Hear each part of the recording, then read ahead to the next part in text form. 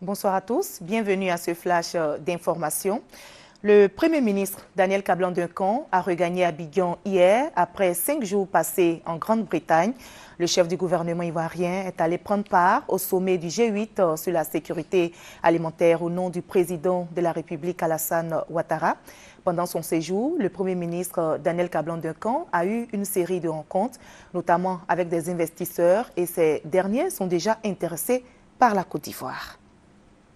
Et je vous apprends par ailleurs que le conseil d'administration du FMI, réuni la semaine dernière, a décidé d'accompagner la Côte d'Ivoire dans sa relance économique avec un appui financier de 37 milliards de francs CFA. La troisième session du dialogue politique Côte d'Ivoire-Union européenne vient de se tenir. Le bilan sur la situation sociopolitique a été fait.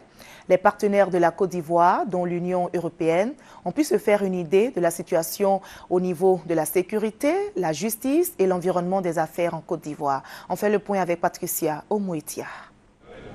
Forum de discussion entre l'Union européenne et la Côte d'Ivoire pour constater les avancées politiques. L'un des objectifs fondamentaux de ce dialogue politique est d'inviter les décideurs à une meilleure prise de conscience au plan national et régional. Pour le chef de délégation de l'Union européenne, plusieurs questions d'intérêt commun ont été évoquées.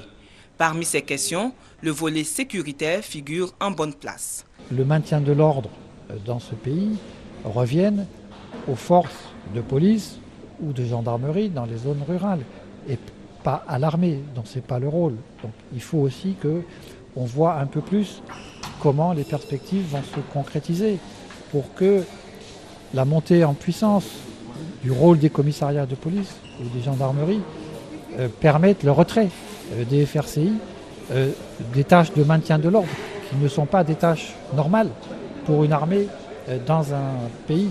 La prévention, la résolution des conflits, la bonne gouvernance et une justice impartiale constituent également des centres d'intérêt pour ce dialogue politique. Les jugements doivent se tenir dans un délai raisonnable.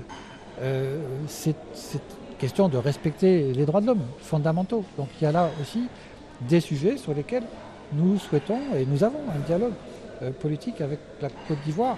Encore une fois, tout en sachant que ce sont des sujets compliqués. Dans le cadre de la troisième session du dialogue politique, plusieurs rencontres sont prévues pour un approfondissement du partenariat Union européenne-Côte d'Ivoire pour l'émergence.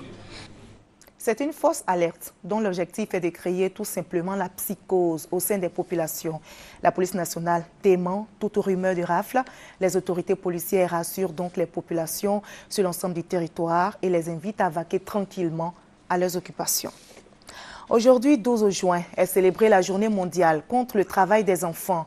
Non au travail des enfants dans le travail domestique, c'est le thème de cette journée. En Côte d'Ivoire, les enquêtes de 2008 indiquaient que plus de 46 000 enfants âgés de 14 ans sont impliqués dans le travail domestique. Le gouvernement ivoirien entreprend depuis ces dernières années des actions afin de lutter contre la traite, l'exploitation et le travail des enfants en Côte d'Ivoire. Hors de la Côte d'Ivoire, au Niger, moins de 3 semaines après les premiers attentats suicides de son histoire, le pays est à nouveau secoué par des troubles survenus dans la nuit d'hier à aujourd'hui. La gendarmerie dans la capitale Niamey a été attaquée par des hommes armés non identifiés. Il n'y a eu ni blessés ni morts, selon le ministre nigérien de la Défense. Les recherches se poursuivent pour retrouver les auteurs de cette attaque, a-t-il conclu. En Afrique du Sud, Jacob Zuma croit en la guérison rapide de Nelson Mandela. Le président sud-africain s'est adressé pour la première fois depuis l'hospitalisation de Nelson Mandela, disant « Je suis heureux de vous annoncer que Madiba réagit mieux au traitement depuis ce matin ». Et pour rappel, sachez que le président sud-africain, donc l'ancien président sud-africain, Nelson Mandela, âgé de 94 ans, est hospitalisé depuis samedi pour la récidive d'une infection pulmonaire. On s'arrête ici. Rendez-vous à 20h pour le point complet de l'actualité.